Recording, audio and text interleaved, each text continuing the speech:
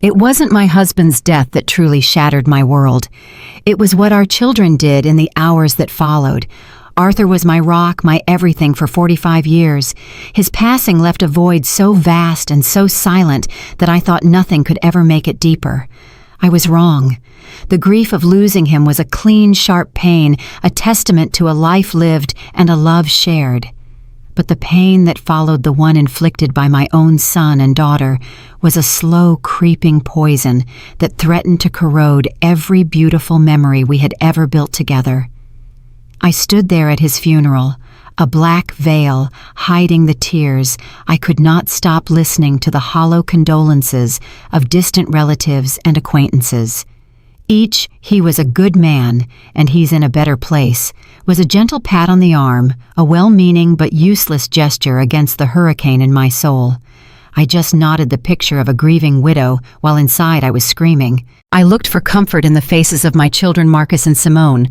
I searched for a reflection of my own heartbreak in their eyes, a sign that they too felt the world tilt off its axis. Instead, I found something else. I found a chilling emptiness. Marcus, my strong, successful son, stood with his jaw clenched, but his eyes were dry and distant. He kept glancing at his watch as if our grief had a deadline. Simone, my beautiful daughter, held a tissue to her face, but it was a prop in a play she had no interest in.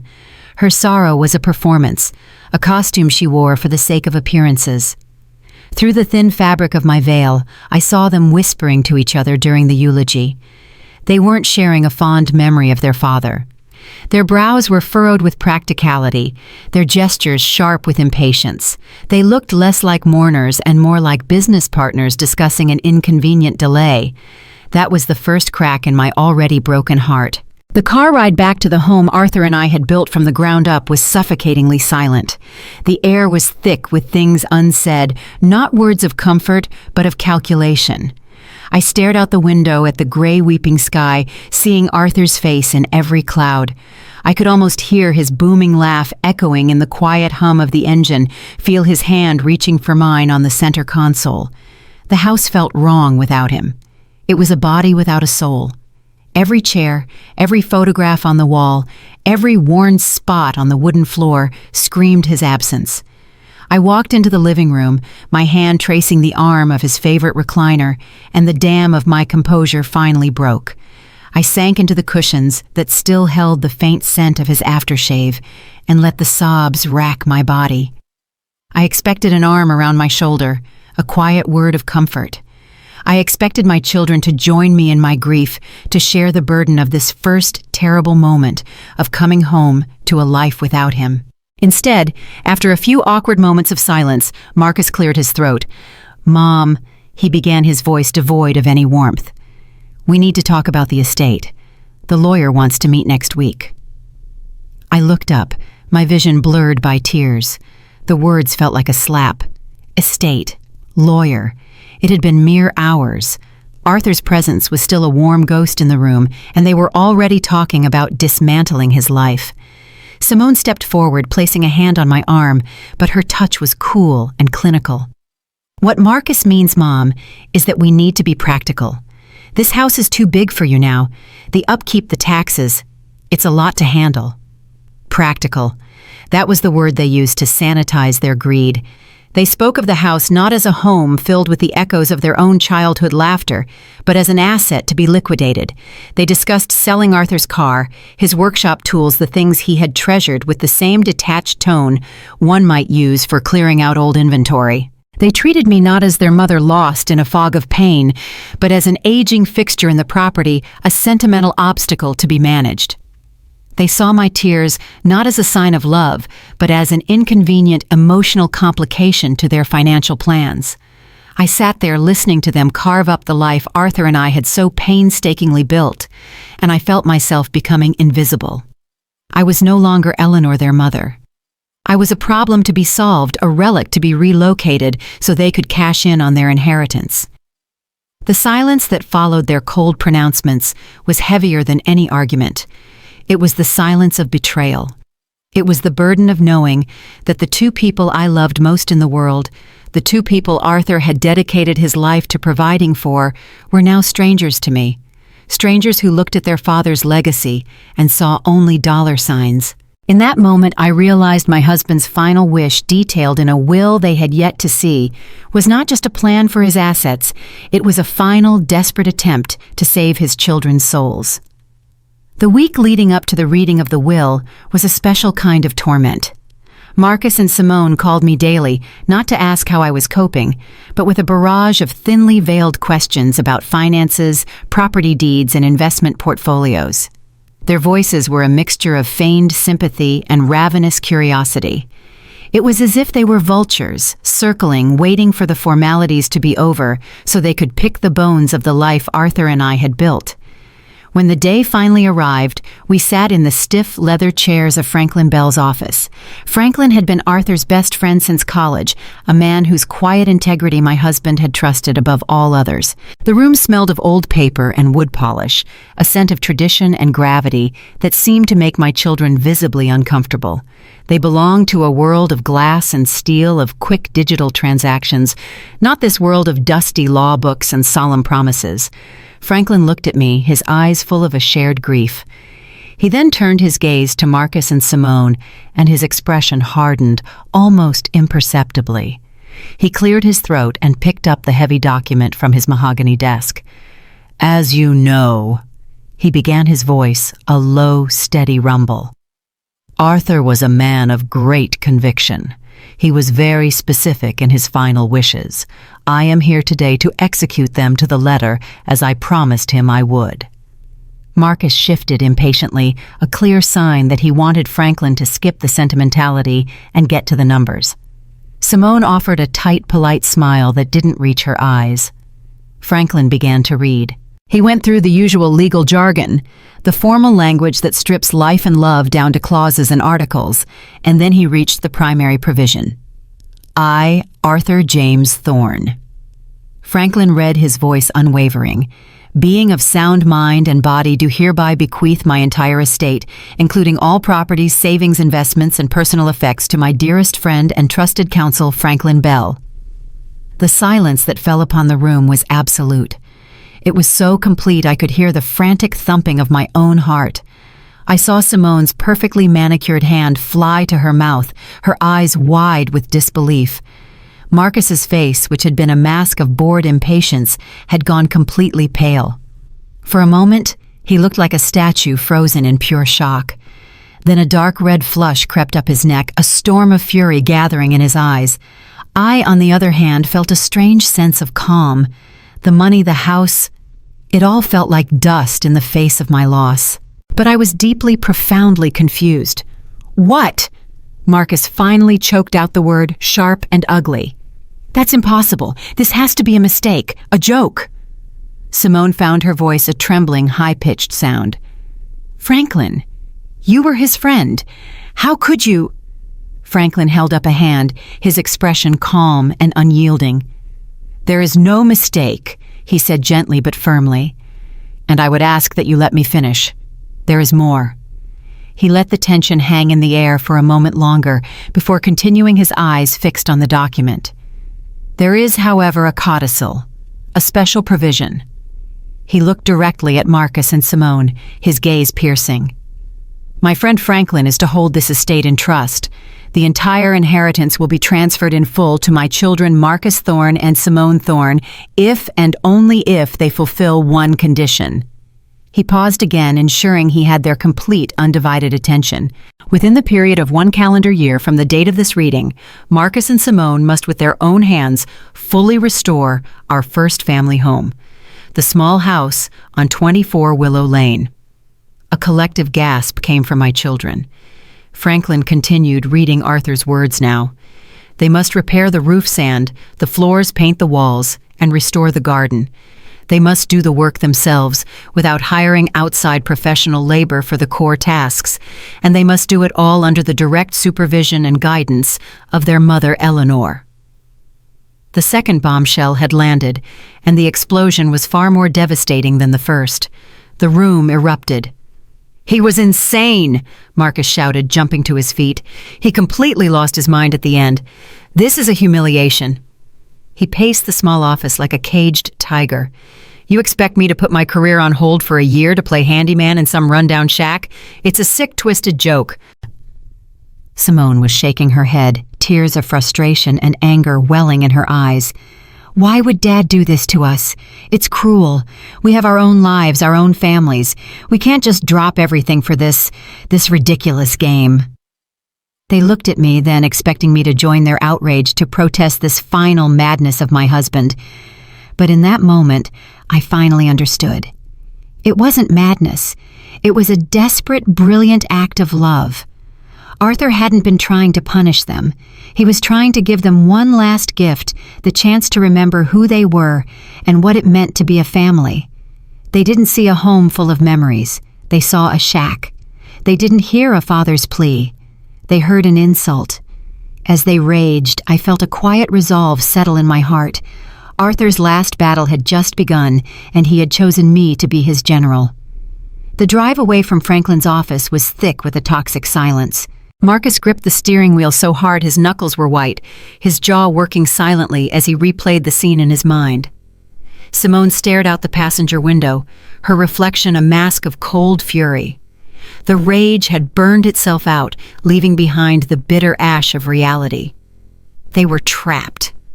For a week they debated, they argued, they explored every possible legal loophole. They consulted their own lawyers, who all came back with the same grim conclusion. Arthur's will was ironclad. Franklin Bell, as the trustee, had full legal authority. The conditions were unconventional, but not illegal. They could either walk away from a fortune, or they could pick up a hammer. The choice, as Marcus put it in one of their heated phone calls, was between humiliation and financial ruin. In the end, their greed won. It always did. They agreed to the terms, not with a sense of duty or a flicker of familial piety, but with the grim determination of prisoners starting a long sentence. They saw it as a business transaction, a degrading year-long internship they had to endure to collect their multi-million-dollar severance package. Their first day at the old house on Willow Lane was a masterclass in futility. The little house, which had once seemed so full of light and laughter in my memories, now looked sad and forgotten. Peeling paint hung from the siding like sunburnt skin. The garden was a tangled mess of weeds, and a fine layer of dust covered every surface inside, preserving the stillness of years of neglect. Marcus arrived, dressed in expensive brand-new work clothes, looking more like he was posing for a magazine than preparing for manual labor. Simone wore designer boots that were clearly not meant for mud, and a look of profound disgust. It was a disaster from the first hour. Marcus, a man used to delegating multi-million-dollar projects from a corner office, was utterly inept with his hands. He tried to pry a loose floorboard with a crowbar and ended up putting a large, jagged hole in the adjacent wall. His frustration was a thundercloud that filled the small space, and every misplaced hammer blow was punctuated with a curse. Simone was tasked with clearing out the old kitchen cabinets. She recoiled at the sight of dust and cobwebs, complaining incessantly about the smell, the grime, and the threat of spiders. They fought constantly, their bickering echoing in the empty rooms. He criticized her for being slow and useless. She attacked him for his arrogance and his destructive clumsiness. They were not a team. They were two enemies forced into a miserable alliance, and I was their reluctant warden. My role was to guide them, but they resisted me at every turn. I would show Marcus how Arthur had taught me to measure twice and cut once, and he would impatiently wave me away, insisting he knew what he was doing, only to make another costly mistake. I tried to show Simone the gentle way to scrub the years of grime off the old porcelain sink without scratching it, but she just sighed and scrubbed with a frustrated violence, her mind clearly a million miles away. They did the work with their bodies, but their hearts were closed off. Every task was a chore. Every suggestion I made was an annoyance. They moved through the house like ghosts, touching things without feeling them, cleaning surfaces without seeing the memories embedded within. They worked with a grudging, resentful energy, their only motivation the ticking clock and the fortune that awaited them at the end. Weeks crawled by. Slowly, painfully, the first floor began to resemble a habitable space. Piles of trash were bagged and removed. Decades of dust were swept away. The broken furniture was hauled to the curb. It was a purely superficial cleansing, a clearing of debris, but according to the strict timeline set in Arthur's will, it was the first milestone. I made the call to Franklin. The next day he arrived, not with a check, but with a single thick envelope sealed with wax. He handed it to Marcus, gave me a knowing, sympathetic look, and left without a word. My children looked at the envelope as if it were a snake. Marcus tore it open with a rough, angry gesture. Inside was a single folded piece of paper covered in Arthur's familiar, strong handwriting. A profound silence fell as Marcus began to read the letter aloud, his voice starting with sarcasm, but slowly, almost imperceptibly faltering. "My dearest children," the letter began. "If you are reading this, it means you have cleared the ground floor. I wonder if you found the faint pencil marks on the door frame in the kitchen where we measured your height every year. I wonder if you remember. I want to tell you about a memory, Marcus. You were 16. You had just started at that fancy private school we sacrificed so much for. I came to pick you up one afternoon in the old blue pickup truck. I saw you standing out front with your new friends, all of them with their shiny new cars. I remember how proud I felt pulling up to the curb. I had just finished a big job and that truck was caked in mud and sawdust. But to me it was beautiful. It was the symbol of a hard day's work, the very work that was paying for your expensive education. Marcus's voice grew quieter. I rolled down the window and called your name. I saw the look on your face, son. It was only for a second, but I saw it. You were ashamed of me, ashamed of my truck. You shook your head just a tiny motion and told your friends you didn't know me. You said you were waiting for your ride, and then you turned your back and walked away with them. I just sat there for a while watching you go. I never told you this, but you broke your old man's heart that day. That truck wasn't just a pile of metal to me. It was our life. Every dent in its fenders was a story. One was from the day I brought your mother home from the hospital with you, Simone. Another was from the day I hauled all the wood to build that treehouse you loved so much, Marcus. That truck built this family. You turned your back on that truck, son. And I fear somewhere along the way you turned your back on everything it represented. I hope in this house you might find some of what you lost. With all my love, Dad. Marcus finished reading and the paper trembled in his hand. No one spoke. The only sound was the accusing whistle of the wind through the old window frames. Arthur's first letter hung in the air between my children for days. The memory it unearthed was a raw, festering wound that neither of them wanted to acknowledge. Marcus became even more sullen, attacking his work with a grim, punishing force. Simone grew quiet and withdrawn, her earlier complaints replaced by a heavy sadness. The work continued. The seasons began to turn, and with them something almost imperceptible began to shift in the house and in my children. The long months of forced labor had, if nothing else, made them competent. Marcus, the man who couldn't hold a hammer, could now measure and cut a length of drywall with a steady hand. Simone, who had once recoiled from a cobweb, now knew how to properly seal and sandplaster. The constant bitter arguments subsided, replaced by a weary, functional silence. They were still prisoners serving a sentence, but they had learned the prison routine. Amidst the dust and the exhaustion, there were fleeting moments, tiny cracks in their armor that let a sliver of light through. One afternoon, I found Simone standing in the overgrown backyard, staring at a patch of thorny weeds. "Your father and I planted roses here," I told her quietly. "Yellow ones. They were my favorite." I expected her to scoff or walk away, but she just stood there, her shoulders slumped. Hesitantly, I knelt down and showed her how to identify the dormant roots, how to clear the choking weeds without damaging the plant. We spent the rest of the afternoon working side by side, our hands in the dirt, not speaking much, but sharing a quiet purpose. For a few hours, she wasn't a resentful heiress, and I wasn't her warden. We were just a mother and daughter tending a forgotten garden. A week later, I walked in to find Marcus staring at a bookshelf he had just finished building in the small study. It wasn't perfect. The joints were a little uneven, but it was sturdy and true. He had built it exactly as I had described Arthur's method to him, using the old hand tools from his father's dusty toolbox. He didn't say anything as I entered, pretending to be inspecting his work. "Your father would have been proud," I said softly. He just grunted in response, but I saw a flicker of something in his eyes, something that looked almost like pride. It was a fragile moment, easily broken, but it was there.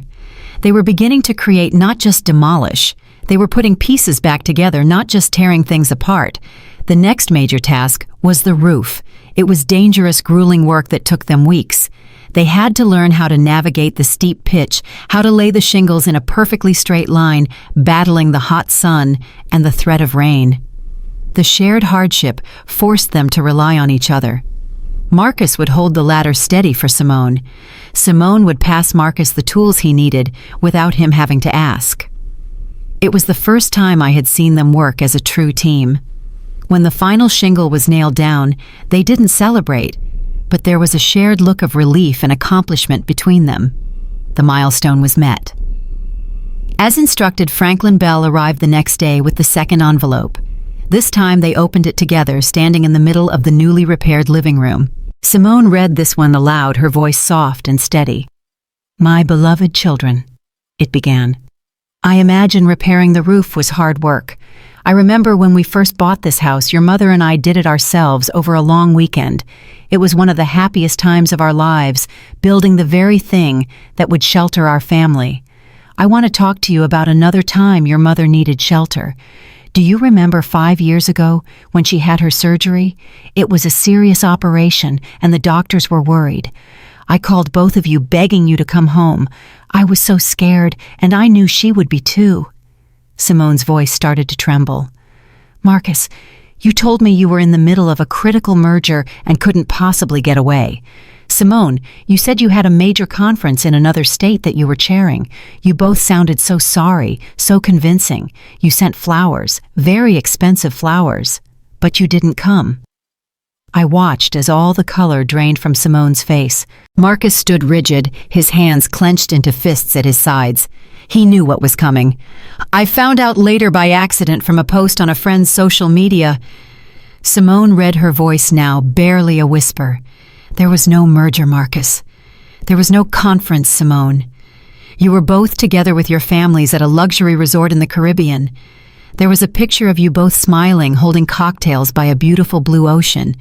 Your mother was lying in a hospital bed asking for you, and I sat there next to her, and I lied.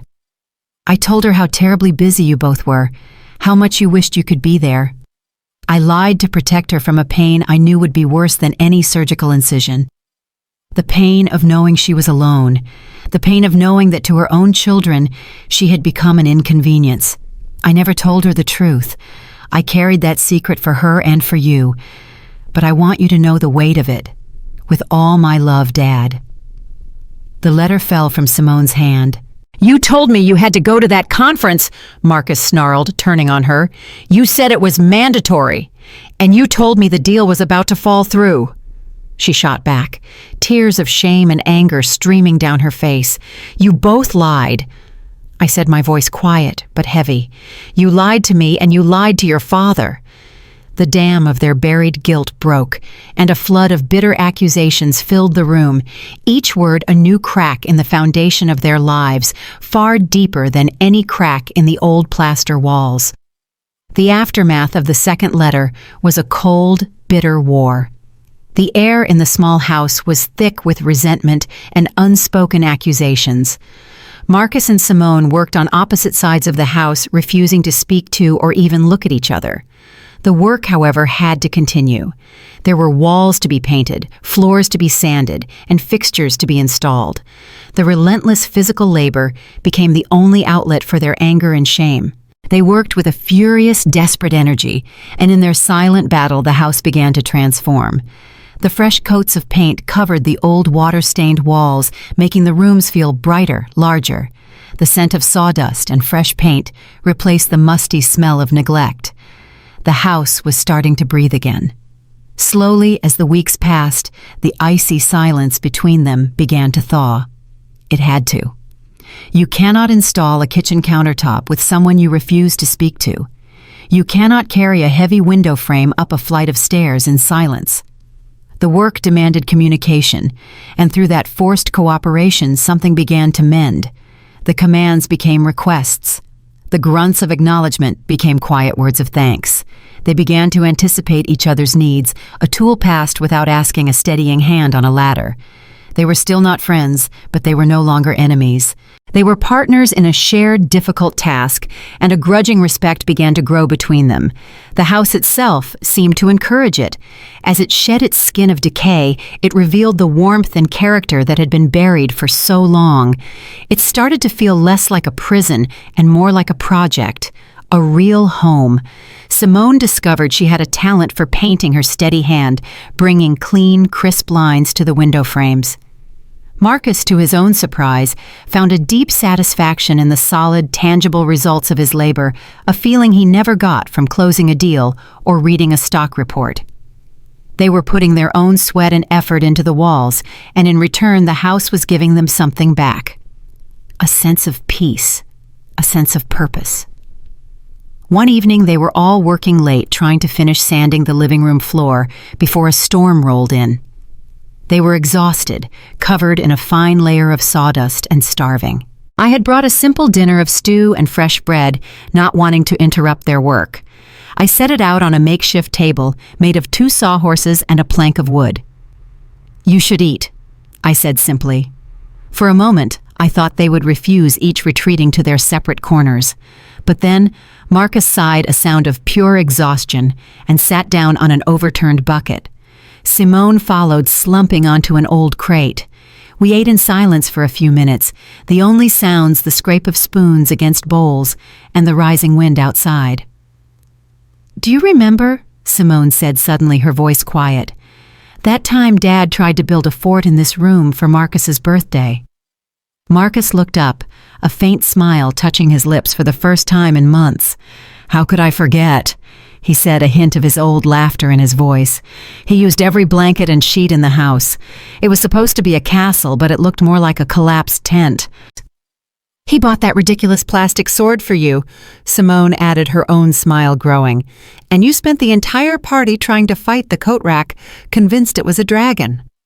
I watched them, a warmth spreading through my chest that had nothing to do with the stew. "He was so proud of that fort," I said, my voice thick with emotion. "He worked on it all night. When he was finished, he came into our bedroom covered in glitter and tape and said, 'I think it's my masterpiece.'" A genuine shared laugh filled the room. It was a sound I hadn't heard in years. It was rusty and a little uncertain, but it was real. For that one brief moment, they weren't fighting over an inheritance. They weren't reliving old wounds. They were just a brother and sister remembering their father, and I was their mother watching them. The storm broke outside, rain lashing against the new windows, but inside our little half-finished house, it was warm and safe. The milestone for finishing the interior painting and floors was met a week later. As before, Franklin arrived this time with a noticeably warmer expression. The third envelope felt different in my hands, lighter somehow. Marcus took it and opened it carefully. He read this letter silently first, his expression unreadable, before passing it to Simone. She read it and then handed it to me. The words were full of a gentle, hopeful spirit. "My dear children," Arthur had written. "By now I hope the house is beginning to look like itself again. I hope you are tired. I hope your hands are calloused, and I hope your muscles ache. I hope you have felt the satisfaction of creating something real and lasting. This project was never about the paint or the wood. It was my final, clumsy attempt to give you a gift. Not the house, not the money, but a path back to each other and back to yourselves. My dream was that you would not just rebuild these walls, but that you would rebuild the connections within them. That you might fill this empty space, not just with new furniture, but with new understanding. And maybe with time, a little forgiveness. This house was always my foundation. I hope you can make it yours. With all my love, Dad." Arthur's third letter marked a turning point. It was as if he had given my children permission to hope, and that hope changed the very atmosphere of the house.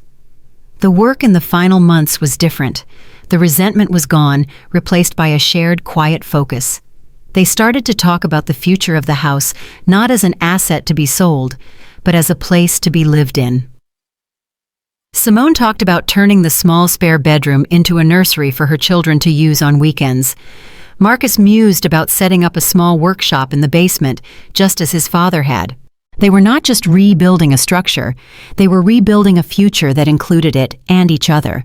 The laughter that had been a rare visitor now became a welcome resident, echoing through the newly painted hallways as they worked. They were a team, finally and truly. I allowed myself to feel a fragile sense of peace, believing that Arthur's plan, his beautiful, crazy plan, had worked. But the final test was yet to come, and it was the most difficult of all. With only 1 month left until the 1-year deadline, the house was nearly complete. All that remained was the heart of the home, the original hardwood floors and the magnificent hand-carved wooden staircase that snaked its way up to the second floor. This was not a job of brute force, but of artistry and patience. It was a craft Arthur had adored, and one he had painstakingly taught to me over many years. Every swirl in the wood, every intricate detail on the banister, was a testament to his love for his home and his craft. Restoring it meant carefully sanding away the years of neglect without erasing the character, treating each plank with a special oil to bring out its natural warmth, and painstakingly polishing every carved leaf and vine on the staircase until it shone. It was slow, meticulous work, a conversation with the wood itself. It required a gentle hand and a patient heart, two qualities that Marcus, for all his recent progress, still struggled to maintain. As the final weeks began to dwindle, I saw a familiar anxiety creeping back into my son's eyes. The deadline, which had once seemed so distant, now loomed large. Marcus started checking his watch again, his movements becoming hurried and impatient. The calm he had found in the rhythm of the work began to evaporate, replaced by the old frantic energy of a businessman about to miss a crucial deadline. "We're not going to make it," he said one evening, running a hand through his sawdust-covered hair. "Look at this, Mom. At this pace, it will take us 2 months to finish the staircase alone. The deadline is in 4 weeks." I tried to reassure him. "It is not about speed, Marcus," I explained, showing him how to gently work the polish into a small damaged section of the handrail. "It is about care. Your father used to say you have to listen to what the wood needs." He looked at me, but his eyes were distant. He wasn't listening to the wood. He was listening to the ticking of a clock, and the only thing it said to him was money. The opportunity for his impatience to curdle into something worse came when I received a call from my sister. She lived in a city 3 hours away and had taken a bad fall. She insisted it was nothing, but her voice was frail.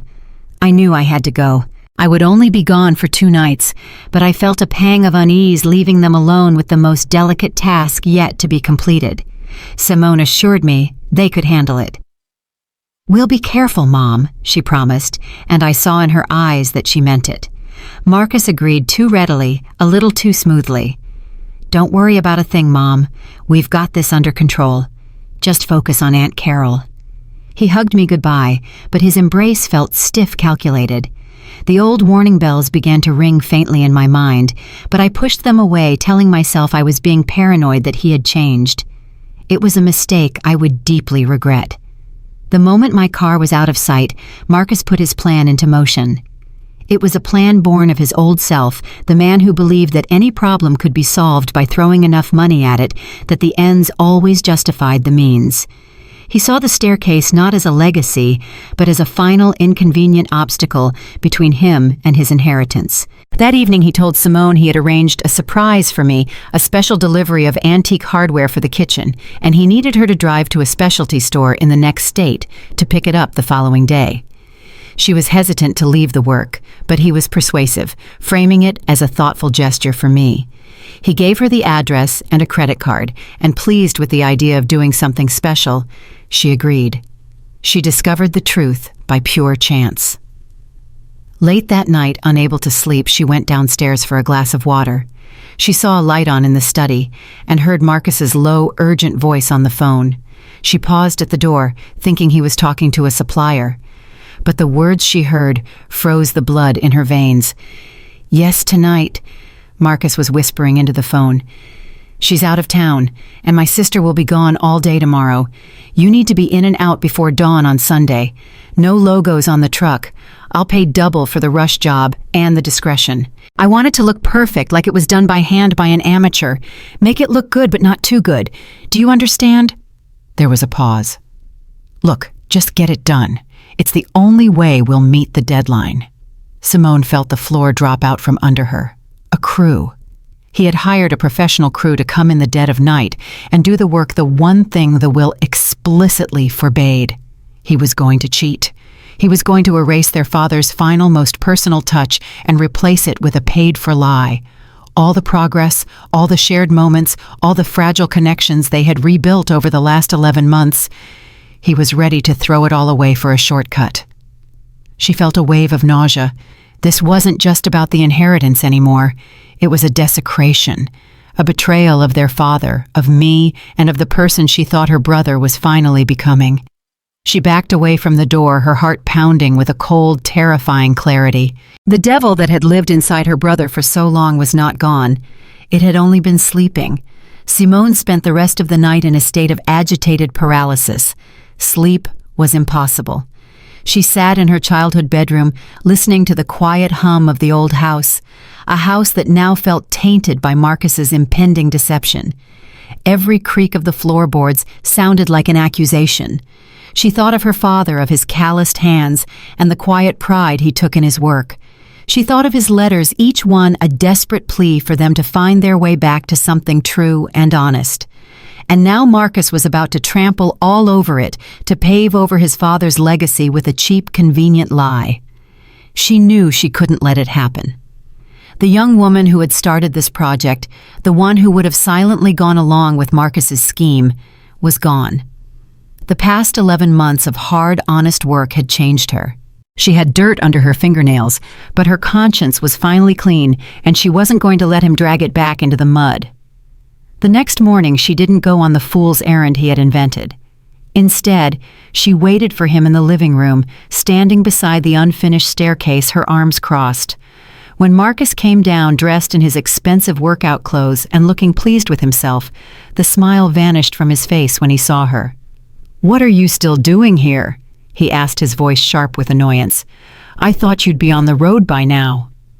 Simone's voice was low and steady, laced with a cold fury he had never heard from her before. "The trip is off Marcus. The only thing happening today is you calling off your crew." His face went blank for a second, then hardened into a mask of defiance. "I don't know what you're talking about. Don't you dare lie to me," she snapped, her voice rising. "I heard you on the phone last night. I heard everything. The secret crew, the rush job, the order to make it look amateur. You're going to cheat." The accusation hung in the air between them, ugly and undeniable.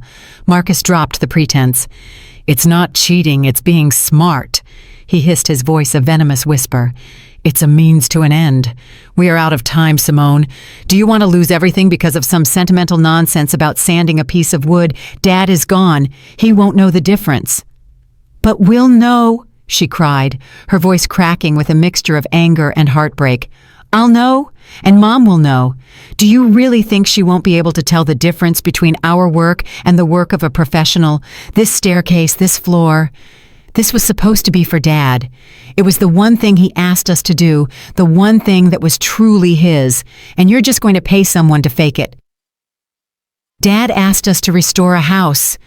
Marcus shot back, his face inches from hers. "He didn't say we had to become saints in the process. This is a business deal.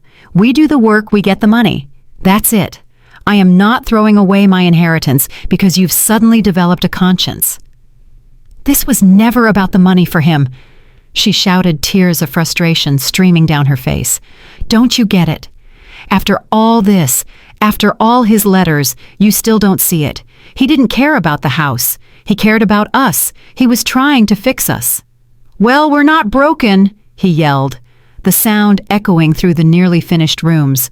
"I'm not broken. I have a life, a successful life that I built myself. I don't need to be fixed by sanding a floor."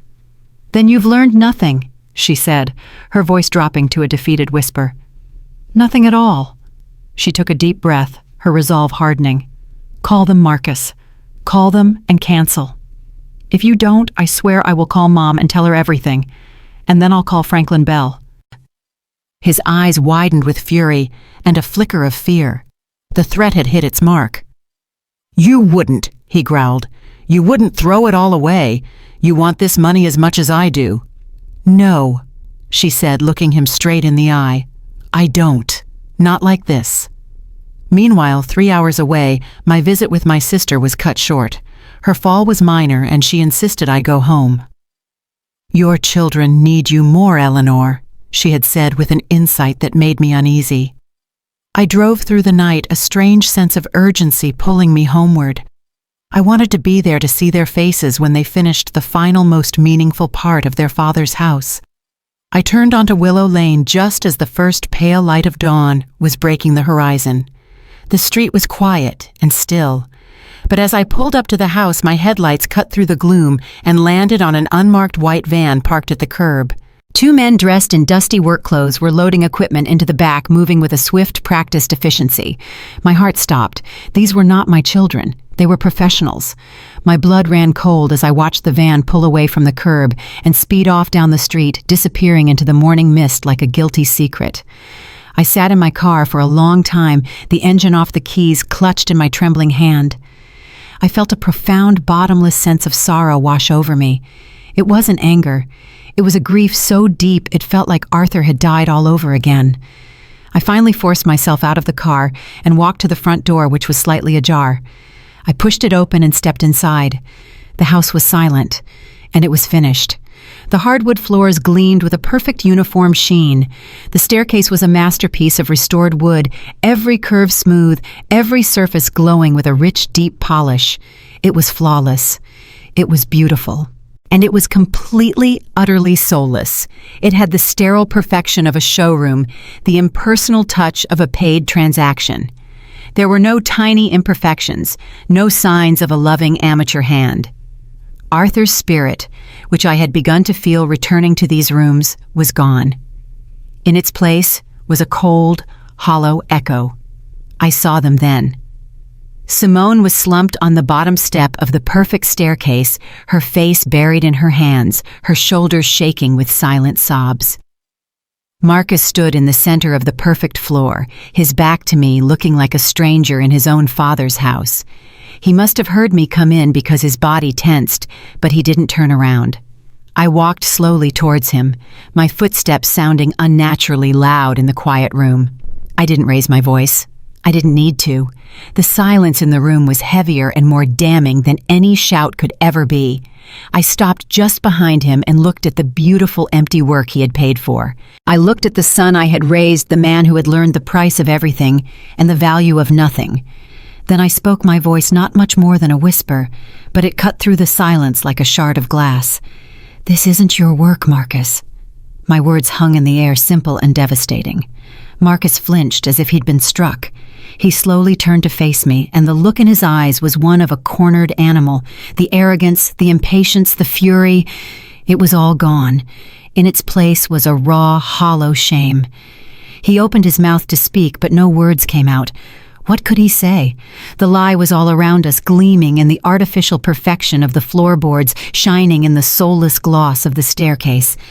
Simone's quiet sobs were the only sound in the room, a mournful soundtrack to our family's latest and perhaps greatest failure.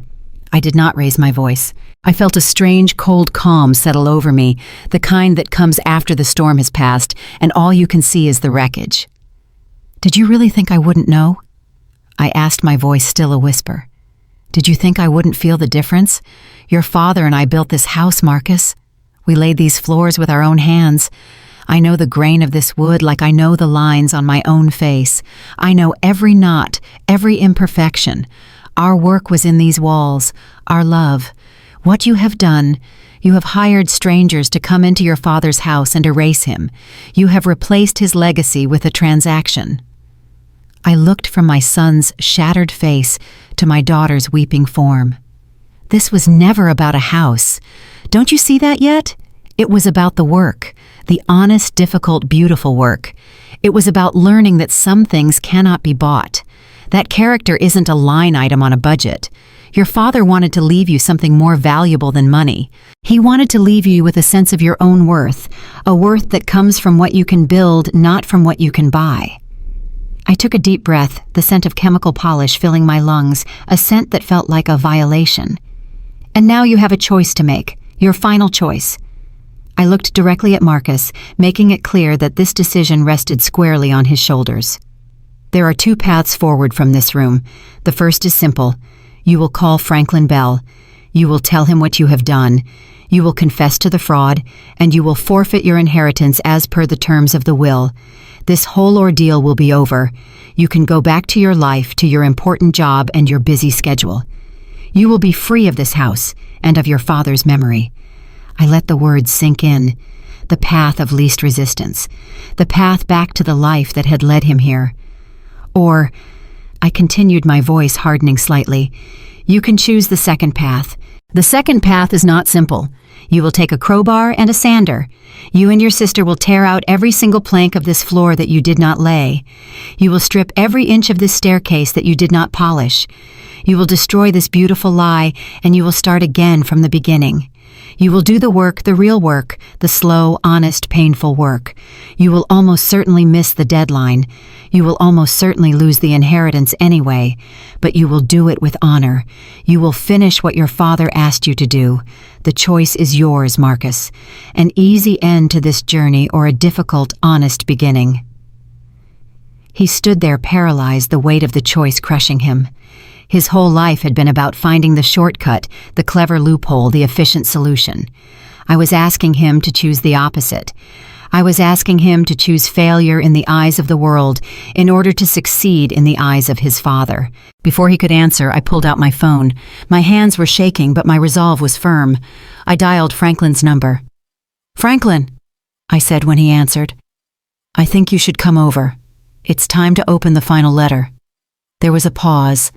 And then he simply said, "I'm on my way."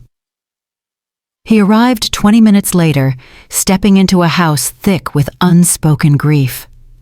He took in the scene, the perfect floors, Simone's tears, Marcus's stricken face, and my own weary calm. He didn't need to ask what had happened. He looked at me with a deep, sad understanding. From his briefcase, he produced the fourth and final envelope. "Arthur instructed me to give you this upon the completion of the staircase," he said quietly, a faint, sad irony in his voice. He handed the letter to me. I looked at it for a moment, then walked over and gave it to Simone. "Read it," I said softly. "We all need to hear this." Her hands trembled as she took it. She broke the seal, unfolded the pages, and through her tears, she began to read our husband's and our father's final words. "My dearest family," she read, her voice thick with emotion, "if you are reading this, your work is done. I know the path to this moment has not been easy. I know there were times you wanted to quit, times you cursed my name, and times you must have thought your old man had truly gone mad. I want you to know that I never doubted you, not for a single moment. I knew you would be tested, Marcus.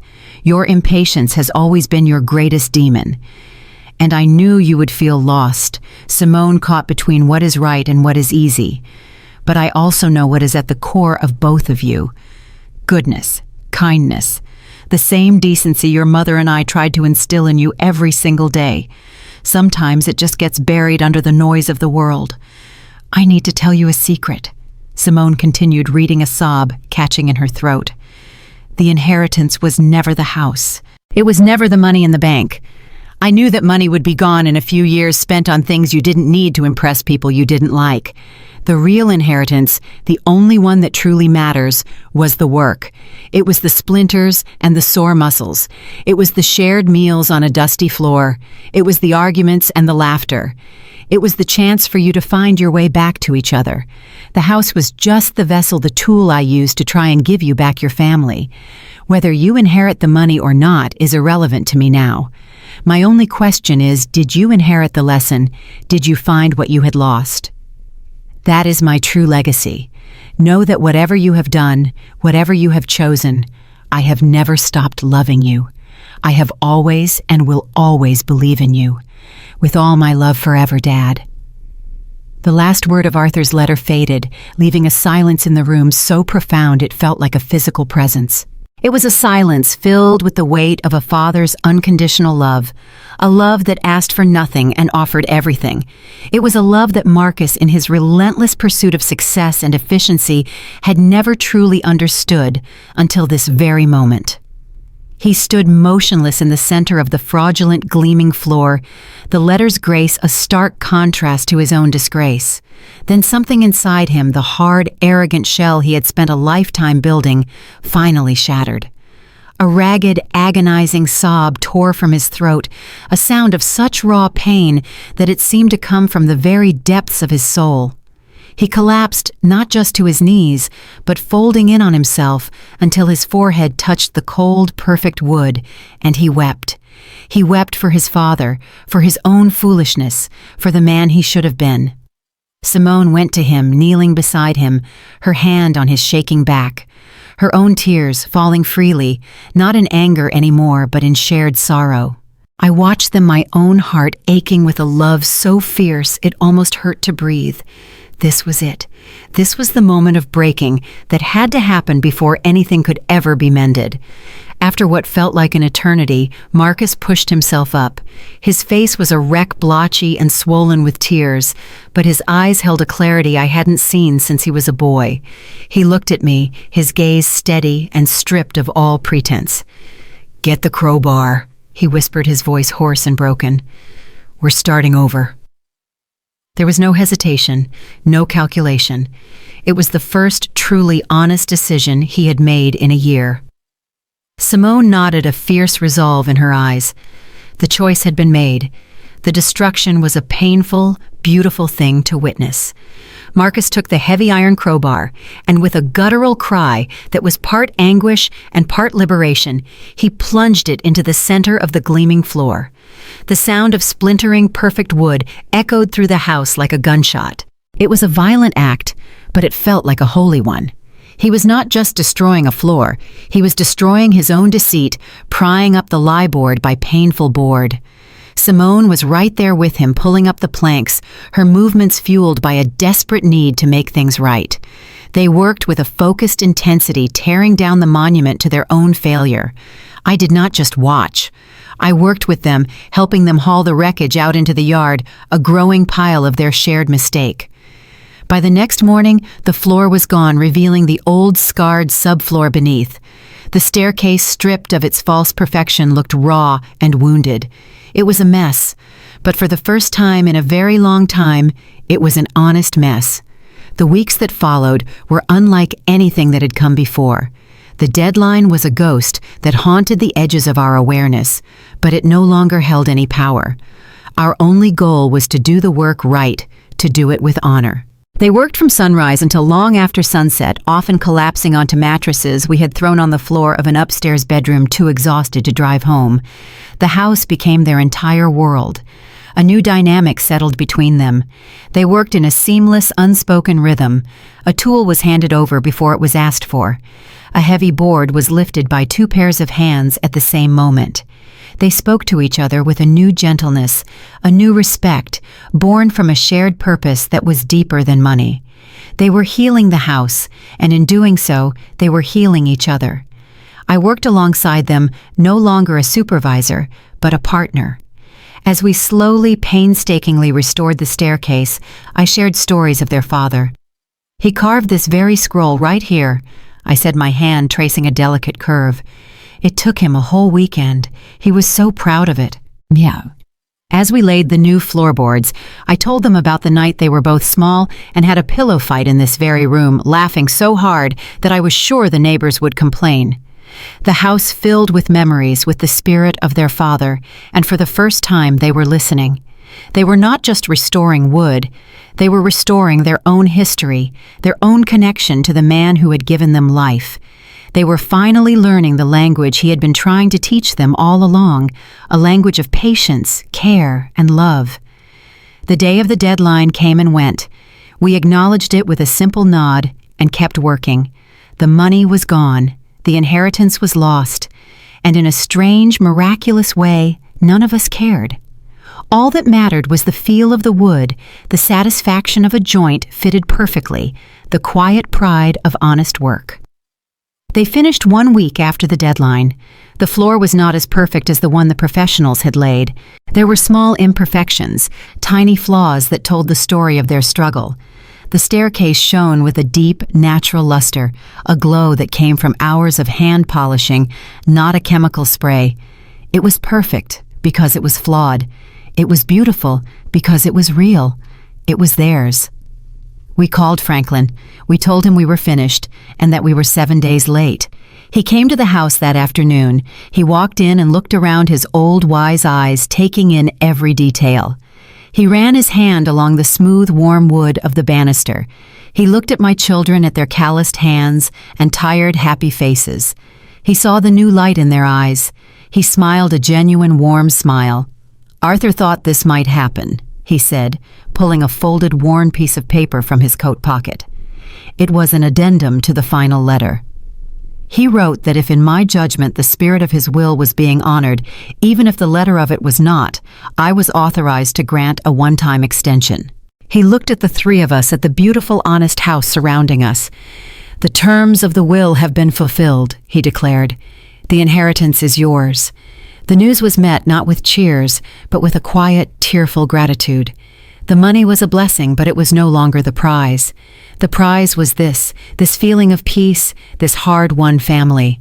In the months that followed, our lives settled into a new rhythm. The house did not magically fix every broken part of our family, but it had given us a new foundation, one built not on obligation or greed, but on shared work and a new, profound understanding. Marcus was a different man, quieter, more thoughtful, a better father, and a better son. Simone found a new passion for design, her confidence blossoming. They visited me at the old house often, not because they had to, but because they wanted to. It had become our anchor, a true family home once again. One evening, I was sitting on the newly finished porch, watching the sunset paint the sky in shades of orange and purple. I felt a deep, abiding sense of peace. Arthur's legacy was complete. It wasn't in a bank account or a property deed. It was in the sound of my children's easy laughter, drifting from the kitchen, in the strength of my son's hand on my shoulder, in the quiet respect in my daughter's eyes. I finally understood that sometimes the greatest inheritance isn't what's left for us in a will, but the rare and precious opportunity to rebuild what we have broken. I had learned that true wealth lies not in assets or bank accounts, but in the hard, honest work of mending the foundations of family and earning back love. And that was a fortune beyond anything Arthur could have ever written down on paper.